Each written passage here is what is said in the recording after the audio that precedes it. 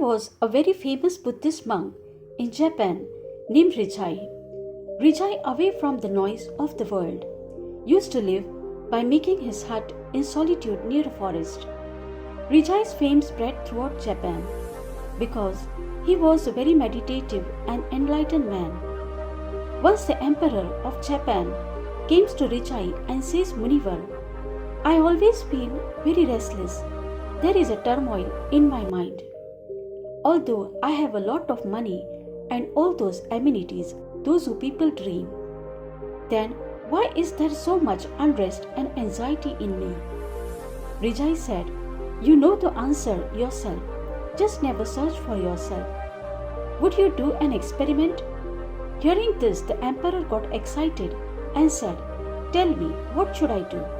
Rijai said, for the next 10 days, you will have to live the life of an ordinary person in this ashram.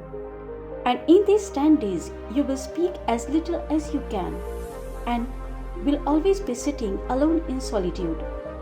The emperor agreed with Rijai's point.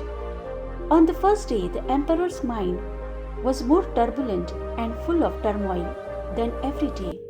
Hundreds of questions were rising in his mind, and at the same time, in the ordinary life of the hermitage, he was feeling uncomfortable.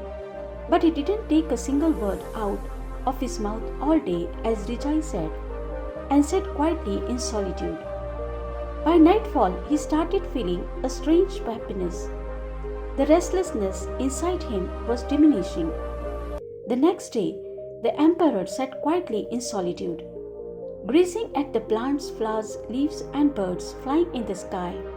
Today, for the first time in his life, he had realized how beautiful the nature around him was. He watched and felt the nature with full engrossment throughout the day. In this way, 3-4 days have passed. By now, all the hustle and bustle, all the turmoil in the mind of the emperor had calmed down. On the morning of the 5th day, when the emperor sat in solitude, after some time, his eyes closed automatically, and he went into meditation. He sat for the whole day with his eyes closed and descended into deep meditation. No words, no worries. The emperor was filled with infinite peace and joy from within.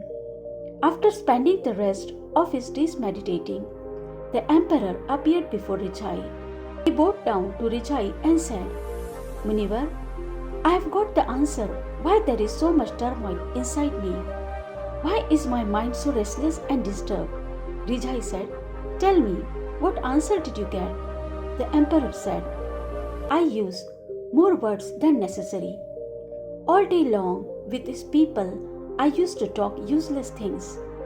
And then he used to think about the same things in private, because of which my mind became restless. And so did my body.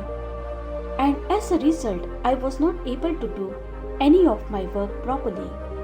And then I started failing in almost everything I did. And because of this failure, I became even more depressed and angry, which made my life completely had become dull. But in these 10 days, I realized that I was living my life the wrong way. And I also learned that you don't need to meditate. But meditation happens automatically when you are still, calm and silent. During the last few days of meditation, one of the first things I have learned is that the most important event in my human being's life is knowing oneself. Hearing this, Rijai said, not only you, but most of the people in the world speak excessively and even without wanting to waste their lives. Our language and words are also our weapons and also our weakness. If the right words are used with the right thinking at the right time, then it makes a person successful.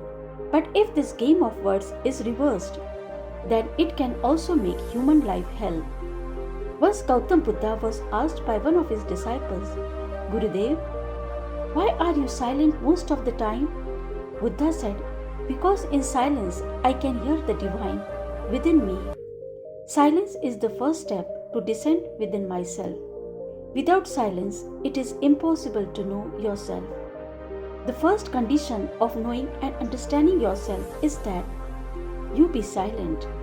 Talking too much clutters the mind, by which we lose our control over our mind. People who talk too much can never be focused, and if you cannot be focused, then you will not be able to understand the truth of life. After this, Rijai finished his talk, and the emperor went back to his palace.